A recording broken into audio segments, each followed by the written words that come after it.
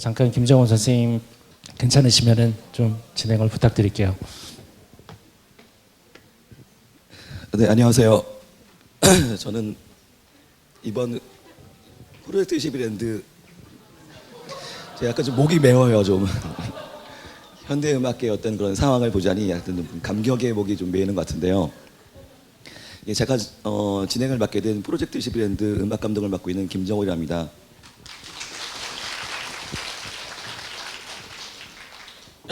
요즘 세상이 정신적인 얘기에 대해서 무언가 교통을 나누기가 상당히 좀 이렇게 힘들어진 어떤 그런 시대인데요.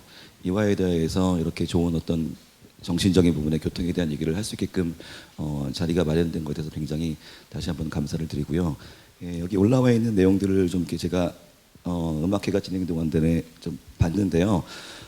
순서는 1, 2, 3, 4 이렇게 되어 있지만 내용적으로 볼 때는 직접적인 어떤 작곡 학적인 부분들의 질문, 그 다음에 또 어떤 그 일반 작곡 학도로서 작곡을 바라보는 어떤 그런 광범위한 내용들로 좀 이렇게 나눌 수가 있기 때문에 제가 좀 순서를 정해서 먼저 이병호 선생님 작품에 대한 어떤 그런 직접적인 내용이 언급되어 있는 질문부터 진행을 하도록 하겠습니다. 예, 먼저 2번에 대한 부분이고요. 앞에 화면에 나와 있으니까 한번 읽어보시고요. 제가 한번 읽어보겠습니다. 이번 작품을 이끌어 나가는 구성 요소들의 인지 가능성에 대한 것이 궁금한데 조직이나 리듬 재료들의 조직을 감상자가 인지해야 하는지 아니면 그래야 한다면 인지 가능성은 얼마나 있는지 궁금합니다. 또 그렇지 않으면 어떤 방법으로 감상자가 작곡가의 어떤 그런 인지 가능한 요소들을 구별해내야 되는지 그런 어떤 질문이었습니다. 혹시 답변이 가능하시다면 바로 시작하셔도 됩니다. 네, 감정자가 인지해야 되는데 그래야 하면 인지해야 되는 건 아무것도 없습니다. 그러니까 음악은 어떤 음악이든지 듣고 자기가 어떤 음악이든 듣고 싶으면 듣고 듣기 싫으면 안 들으면 되고 들었을 때 그것을 무엇을 인지해야 되는 어떤 그러한 것은 아무것도 없죠. 단지 각자가 어떠한 음악을 듣고 나름대로 해석하고 나름대로 뭔가 생각하는 것이 조금이라도 있으면 그것이 가장 중요한 것이죠, 당연히.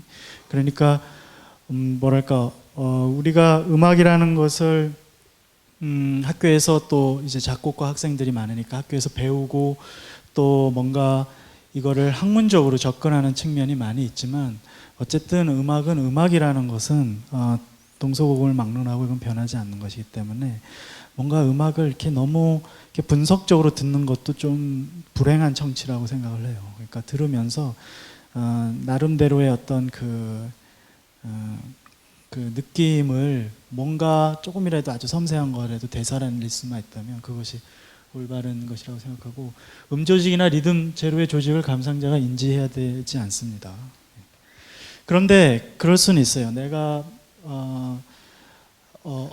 이거를 내가 그러니까 청취에도 방향성이 존재하거든요. 그러니까 내가 사물을 볼 때 이렇게 보는 거랑 이렇게 보는 거랑 방향에 따라서 다르듯이 청취를 할 때 내가 어떻게 들어야겠다라고 방향성을 정하면은 그 결과가 전혀 다르게 들리게 되죠. 그러니까 똑같은 곡을 내가 방향성을 설정하고 다르게 듣는 것도 되게 재밌어요. 그러니까 그러한 것들의 한 일환으로 뭐 내가 이번에는 주로 이 다이나믹을 중심적으로 한번 들어보겠다. 아니면은 높이의 어떤 변화에 대해서 중점적으로 들어보겠다. 그렇게 들어볼 수는 있는 것이죠. 그렇지만 궁극적으로 음악은 뭔가 소리를 통해서 그것이 감정적인 것이든 지적인 것이든 내 안에 무엇인가를 이렇게 꿈틀거리게 만드는 거. 그러니까 가장 중요한 거죠. 그게 현대음악이든 뭐 조성음악이든 다 중요하다고 생각하고 음색선율성의 기법 속에서 끈끈한 흐름. 예, 저게 다 아까 답변이 된 것 같아요. 그러니까 방향성을 정하고 청취를 하는 것, 그것은 하나의 가능성일 수 있다. 그거는 얼마든지 가능하다. 그러니까 저렇게 얼마든지 들을 수 있는 거죠. 네, 혹시 질문 올리신 분 대답이 되셨나요? 또 따로 추가로 질문 있으시면 또 하셔도 되고요. 오늘 제 목소리가 더 현대음악적이지 않은가요?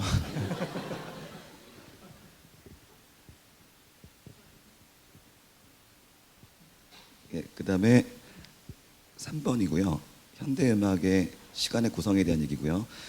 선생님께서 곡의 시간을 다루는 방법 중 사용하는 중요한 방법으로는 어떤 것들이 있을까요? 항상 곡의 전체 구성에서 세부적인 시간의 흐름 진행 시 어려움을 느끼고 있습니다. 여기 한번 질문에 답변해 주시면 감사하겠습니다. 어려운 질문인데 저 두 번째 말이 잘 모르겠는데 항상 곡의 전체 구성에서 세부적인 시간의 흐름 진행 시 어려움을 느끼고 있습니다. 곡의 시간을 다루는 방법 중 가장 중요한 방법으로는 어떤 것이 있을까요? 그러니까 저는 그러니까 음악이라는 것은 두 개의 재료로 이루어졌다고 생각해요. 하나는 소리, 하나는 시간. 그러니까 음악은 시간이라고 하는 어떠한 틀 아니면 어떠한 흐름 아니면 어떠한 것 속에 소리가 놓여져 있는 거죠. 그거를 우리가 이제 듣는 것이죠. 그러니까 두 가지 요소로 되어 있는 거죠. 그 중에서 이제 소리 자체에 대해서 우리가 많은 생각을 할 수가 있어요. 많은 여러 가지 주법이라든가 아니면은 여러 가지 다이나믹을 통한 음색 변화라든가 그런 것들을 충분히 실험할 수가 있는 것이고, 그런데 많은 경우 이제 간과하는 것이 바로 시간이라고 하는 것에 대한 생각인데, 그것을 저는 소리의 재료, 소리 자체에 못지않게 중요하다고 생각을 해요. 과거엔 저도 그렇게 중요하게 생각하지는 않은데 최근 들어서 더더욱 중요하게 생각을 해요. 그래서 음악에서 소리를 이루고 있는 요소들이 있잖아요. 일단 리듬이 있고 작은 것부터, 그 다음에 템포가 있고, 그 다음에 큰 덩어리로 형식 있게 어떤 진행 상황이 있습니다.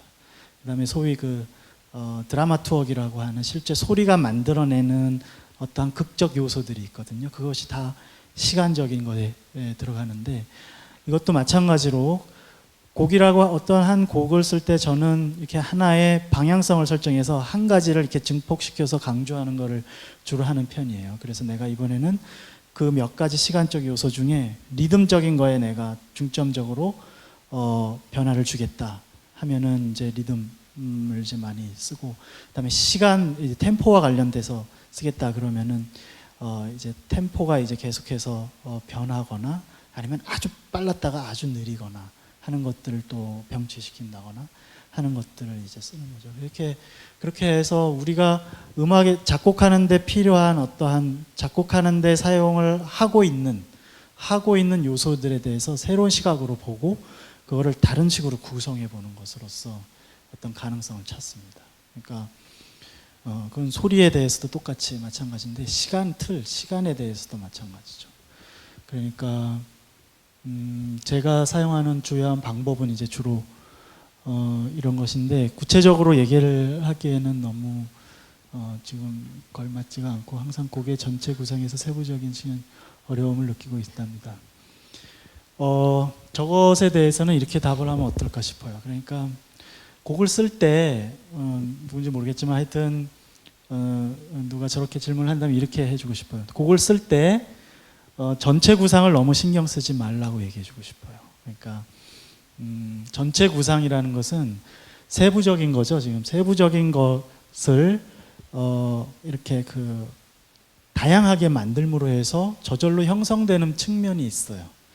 그러니까 전체 구상을 생각하고 세부 구조를 짜다 보면은 이게 어려워질 수 있거든요. 그런데 다 떠나서 그냥 내가 한 마디를 어떻게 만들 것이냐, 아니면 반 마디를 어떻게 리듬 구성을 할 것이냐, 아니면 두 마디를 내가 템포가 변하는 가운데 어떻게 음을 찍을 것이냐, 이것에 초점을 맞춰서 그런 걸 여러 개 만들면은 전체적인 구상은 저절로 이렇게 형성이 될 수도 있어요. 그리고 전체적인 구상이 어떻게 돼야 된다는 게 없단 말이죠, 요즘에. 그러니까 과거에는 형식이라는 것이 매우 중요한 시기가 있었지만 지금은 형식이라는 것이 약간 내용에 의해서 부수적으로 생겨나는 측면이 많죠. 그러니까 너무 전체 구상에 대해 생각하지 말고 그냥 아주 작은 거를 다양하게 한번 만들어 보는 연습을 하게 되면 그것들이 이제 쌓이면은 전체가 과거와는 다른 형태의 어떤 형식이 만들어질 수 있다. 이렇게 조언을 해주고 싶네요. 작곡하는 학생인 것 같은데. 네, 감사합니다. 이제 약간 좀 일반적인 질문을 할까 하는데요. 현대 음악에 관하여 우리가 굉장히 궁금하게 만드는 어떤 그런 질문인 것 같고요. 한번 열어보게 되면요. 대학교 입학 후 쭉 현대음악을 써오고 있는 학생입니다. 처음에는 무척 흥미롭고 다채로운 생각도 못한 음악이라 생각했어요. 물론 지금도 그렇지만요. 하지만 요 몇 달간 좀 깊게 생각해 보았는데 연주자 입장에서도 한번 생각을 해봤어요. 연주자들은 악기를 다루면서 하나하나 정확한 음을 내려 몇십 년 동안 연습을 해왔을 텐데 점점점 현대음악은 아주 정확한 소리보단 기법에 조금 치우친 경향도 있고 부정확한 소리를 내는 그런 연주가 많은 게 사실이기도 하잖아요. 물론 남들이 찾지 못한 새로운 소리를 찾는 것도 현대에서 필요하다고 생각하지만 여러모로 생각이 많아지는 것 같습니다. 선생님께서는 이 상황에 대해서 어떻게 생각하시나요?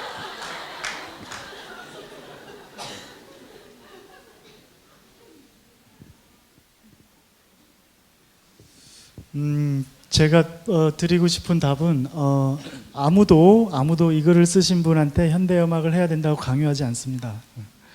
그리고 현대음악을 꼭 공부를 해야 된다고 강요하는 사람은 없다는 거죠. 그러니까 본인이 생각하기에 현대음악이 너무 저런 기술이나 아니면은 악기를 다루는 데 있어서 연주자 입장이 아닌 너무 그 작곡가 입장을 너무 강요하는 듯하다거나 아니면은 그 연주자들을 너무 이렇게 그 사람들이 쌓아온 경력과는 너무 배치되는 어떠한 상태를 자꾸 만든다는 느낌이 들면 그렇게 하지 않은 가운데 뭐를 할 수 있을지를 고민하는 게 좋을 것 같아요. 저렇게 생각이 들면 그렇게 안 하면 되죠. 본인은 안 하고 다른 식의 길을 찾으면 됩니다. 그러니까 저는 제가 재밌는 길을 찾는 거고 본인이 옳고 재밌다고 생각하는 길을 또 찾으면 돼요. 그러니까 얼마든지 음악이라는 것이 과격하지 않아도 되고 그러니까 뭔가 좀 새로우면 좋긴 하죠. 그다음에 개성적이면 좋아요. 그게 훨씬 재밌거든요. 그렇지만 그러한 개성이라는 것이 그러한 어떤 저렇게 악기를 부정확한 소리를 강요하면서까지 내는 그러한 것으로 할 필요는 없는 거죠. 그러니까 그런 생각이 들면 그렇게 안 하면 되는데 저는 부정확한 소리를 내라고 쓰지 않아요. 그러니까 정확한 소리를 내라고 씁니다. 그리고 부정확하게 내면은 정확하게 내라고 얘기합니다.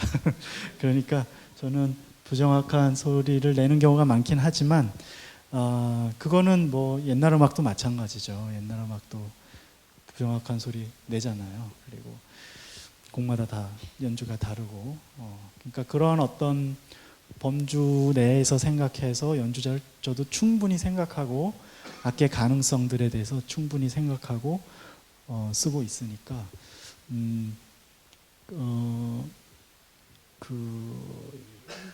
이 상황에서 이렇게 저는 생각합니다. 예, 마지막으로 하나의 질문만 더 받을 텐데요. 물론 질문들의 내용도 이제 조금씩 좀 많이 올라오긴 하지만 한 가지만 더 질문을 던지고 오늘 콘서트를 마치도록 하겠습니다. 자, 마지막 추상적 표현과 비인과성에 대한 부분의 모습이고요. 혼란 단계의 추상적 표현, 비인과적 부분은 감각적으로 쓰여진 부분인가요? 혹은 비인과성을 의도하기 위한 장치가 있었는지 묻고 싶습니다. 무슨 질문인지 알겠어요. 저 부분은 그러니까 어떤 소리를 쓸 것이며 아니면 어떤 위치에 쓸 것인가에 대해서는 제가 그게 이제 첫 번째 부분에 이제 그런 부분이 있고 그 다음에 그 중간 뒷부분에 첫 번째와 비슷한 부분이 있어요. 근데 그 두 부분은 제가 다른 방식으로 썼어요. 그러니까 앞부분은 약간 직관에 더 의존해서 썼던 반면에 그 중간에 있는 부분은 제가 아까 봤던 어떤 음열 방식과 비슷하게 각각의 음들의 위치랑 그 다음에 길이 이런 것들을 어떤 매트릭스를 어떤 표를 만들어서 그것에 입각해서 만들었어요. 그러니까 그거는 왜 그렇게 했냐 하면은 제가 또 그냥 똑같은 방식으로 쓰게 되면은 그게 무의식적으로 너무 비슷하게 들릴 가능성이 많기 때문에 그래요. 그러니까 쓰는 어떤 방식에 따라서 겉으로는 비슷하게 보이지만 실제로 들릴 때 많이 다르게 들릴 수 있거든요. 그러니까 그런 거를 의도한 거죠.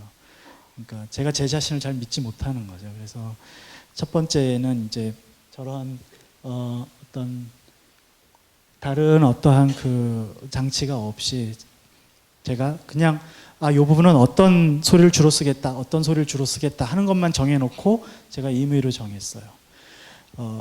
그리고 대략적인 음열, 그러니까 어떤 음들을 어떤 순서로 어떤 위치에 써야겠다 하는 것들만 존재하고 있는데 두 번째 부분은 그렇지 않습니다. 그러니까 부분마다 의도하는 거에 따라서 방법이 좀 달라져요.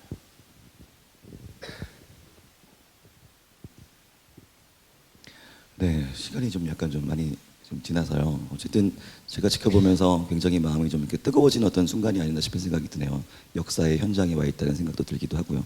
자, 어쨌든 긴 시간 동안 열정적으로 강의해준 이병호 사님께 다시 한번 박수해 부탁드리겠습니다. 자, 마무리는 네, 오늘 감사합니다. 오늘 귀갓길에도 조심스럽게 집에 들어가시면 감사드리겠습니다. 네, 감사합니다.